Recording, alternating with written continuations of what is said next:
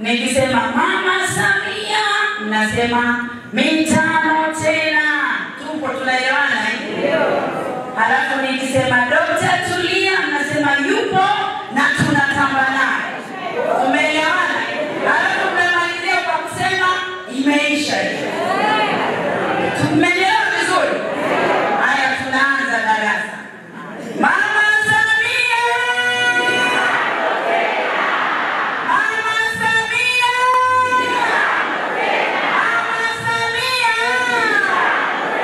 Dr. Tulia! Dr. Tulia! Imeisha hiyo. Dr. Tulia! Imeisha hiyo. Mambo ndio hayo. Ndugu zangu, nimepewa muda wa kusalimia. Mimi naitwa Dr. Mary Mwanjelwa, ni mwanaiela asilia, natokea tawi la Block T, lakini ni mjumbe wa mkutano mkuu wa CCM wilaya, na mheshimiwa mgeni wetu rasmi, mbunge wetu wa jimbo ambaye tunatamba na wewe, huo ndio mkutano mkuu wa wilaya kutoka kata yetu ya Iyela. Mheshimiwa diwani amesimama hapa, amezungumza mambo mengi sana. Mimi nisingependa kuyarudia.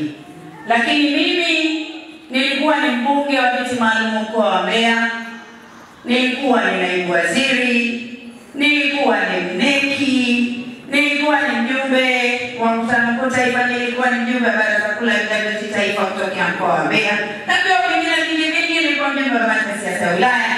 Lakini nimesimama hapa kwa jambo moja tu, licha ya kuwasalimia na kuwapongeza sana kwa utekelezaji mzuri wa ilani ya Chama cha Mapinduzi.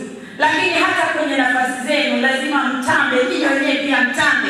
Mjisikie nyinyi ni watu wenye neema na kibali kwa Mungu, kwa sababu amekufanya uwe hapa kwa nafasi ulionayo. Wewe ni mtu wa maana sana, jipigie makofi. Mheshimiwa mbunge wetu wa jimbo ambaye pia ni spika wa bunge la Jamhuri ya Muungano wa Tanzania, lakini pia ndiye rais wa mabunge yote duniani. Wewe! Hapo vipi?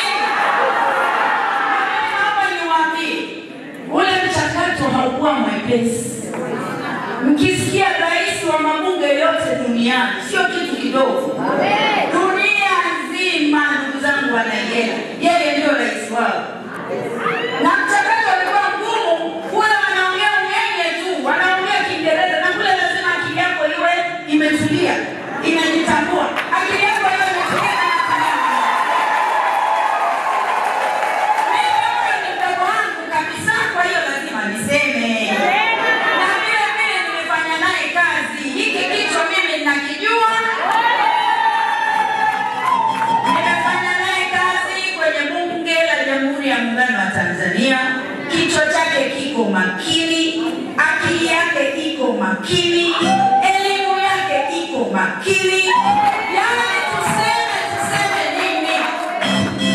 Mwenendo wake uko makini. Hapo mimi sijazungumzia bado masuala ya kazi. Hapo sijazungumzia masuala ya utekelezaji wa ilani. Yaani hapo ninamzungumzia Dr. Tulia Ackson. Kama Dr. Tulia Ackson, nimezungumzia kwa mwenendo wa haiba yake. Haiba yake, unajua unapokuwa kiongozi, mwenendo wako pia ni muhimu sana. Sio hivyo? Sasa mimi hapo nazungumzia, wengine najua watazungumzia masuala ya utekelezaji wa ilani, ambayo hata diwani wetu wa kata amezungumza, na ni mengi. Tukianza hapa kila mtu kuzungumzia utekelezaji wake wa ilani, Mbeya ametutoa matango. Ametutoa matango, tulikuwa tuna matango. Ametutoa matango, yani life. Sasa haya ni kwenye utekelezaji wa ilani. Maana mambo ni mengi, utaandika kitabu, muda hautatosha. Lakini mimi nataka niwaambie kwamba sisi wanajiji la Mbeya, sisi jimbo la Mbeya mjini, mimi kila nikiulizwa mahali popote ninawaambia kwa kweli, kama kuna watu wanaotakiwa kujivunia, kuringa na kutamba na kutembea kifua mbele, ni jimbo letu la Mbeya mjini.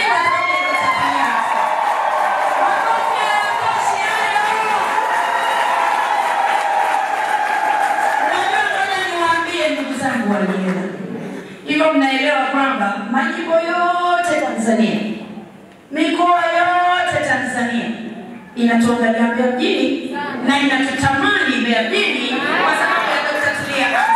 Kipige makofi. Vigelegele havitoshi. Sasa hii ni tunu. Hii ni nuru. Mimi si nilikuwa mnaniita nuru ya Mbeya. Hii ni tunu ya Mbeya.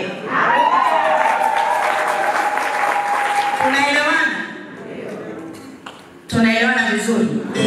Sisi wengine ni wanasiasa, na mimi ni mtu ambaye ni muumini wa kusema ukweli. Yaani kuremba sina. Kuremba sina. Lakini itoshe ile salamu niliyosema ya Mama Samia mitano tena, ya Dr. Tulia yupo na tunataka